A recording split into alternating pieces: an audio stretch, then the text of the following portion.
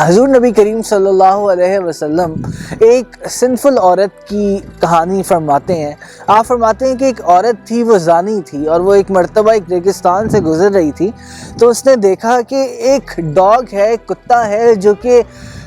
Thirst کی وجہ سے، پیاس کی وجہ سے وہ مر رہا ہے۔ تو اس نے اپنا جوتا جو ہے اس نے پانی کے اندر پھینکا، اور رسی کے تھرو اس نے اس جوتے کے اندر پانی اکٹھا کیا اس ویل کے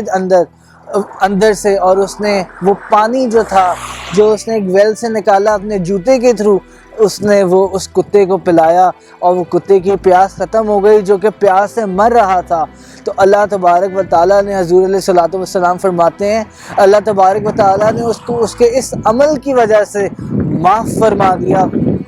اور پھر حضور علیہ الصلوۃ والسلام ایک ایسی عورت کا فرماتے ہیں کہ وہ عورت، اس نے اپنی بلی کو مرنے کے لیے چھوڑ دیا، وہ اس بلی کو کھانا نہیں دیتی تھی، اور اس بلی کو اس عورت نے ایسے کیج میں رکھا اور بھول گئی کہ وہ بلی جو تھی وہ اس کیج سے نکل نہ پائی، کہ خود بھی کھانا نہ ڈھونڈ پائی، اور وہ بلی مر گئی۔ اللہ تعالیٰ نے اس کے اس وجہ سے،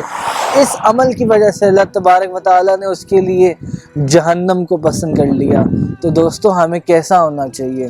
ہمیں حضور علیہ الصلوۃ والسلام نے انہی مثالوں سے ہمیں اگنورنس کی اور جاہلیت کے زمانے سے نکال دیا، اور ہمیں صحابہ اور تابعین اور تبع تابعین اور اولیاء اعظام اور اللہ کے نیک لوگوں کے زمانے کے اندر لے آئے، جہاں محبتوں کے پیغام تھے، جہاں ہیومینٹی کا پیغام تھا، جہاں مخلوق کی خدمت کا پیغام تھا۔